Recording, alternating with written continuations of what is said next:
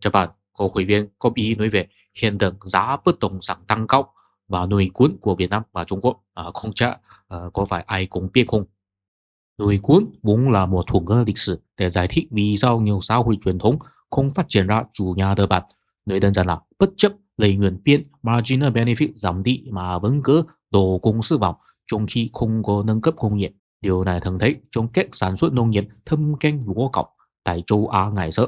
Nhưng bây giờ nội cuốn trong vùng Tiên Trung cũng đã bị làm dụng để mô tả sự cạnh tranh mù quáng trong bất cứ lĩnh vực nào, thông thường là đi thi và hạ giá.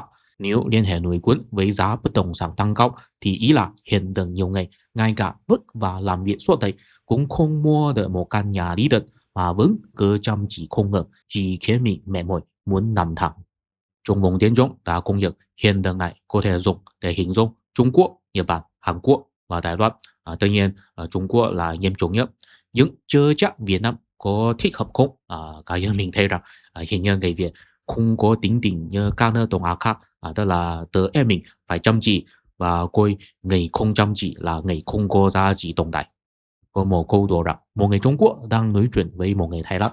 Người Trung Quốc bảo rằng chúng tôi người Trung Quốc thường chơi người ngu là cung heo.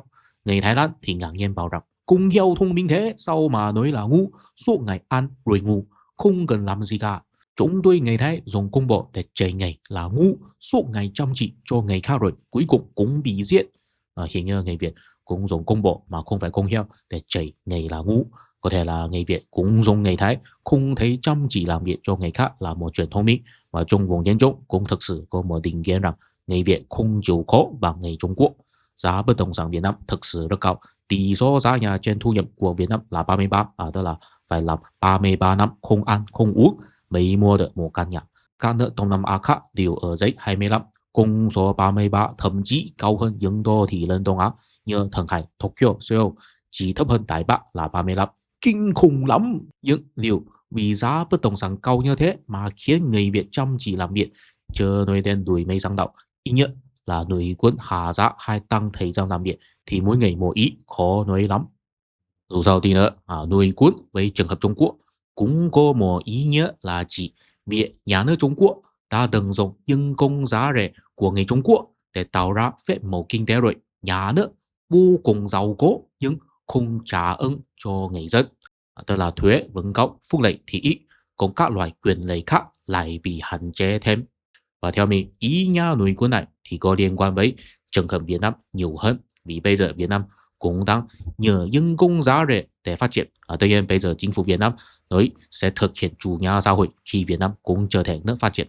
Có lẽ 20 năm nữa, người dân Việt Nam sẽ có số phận tốt hơn người Trung Quốc. Và bây giờ nhìn sang Trung Quốc có nội quân như thế nào, cũng có giá trị tham khảo nhất định cho việc suy luận tương lai Việt Nam. Trong đó có hai điều đáng chú ý. Thứ nhất là thị trường bất động sản Trung Quốc từ năm 2020 đã ở trong tình trạng bong bóng rồi, có nhiều nhà hoang, có vẻ như khủng hoảng thế chấp. Thứ hai là nguồn lợi nhân công giá rẻ có liên quan với việc cải cách chính trị Trung Quốc dừng lại. Điều này cũng tương tự với tác dụng của dầu mỏ đối với thể chế đấu số Nga. Tiếp theo, mình sẽ giới thiệu hai điều này rồi so sánh với Việt Nam.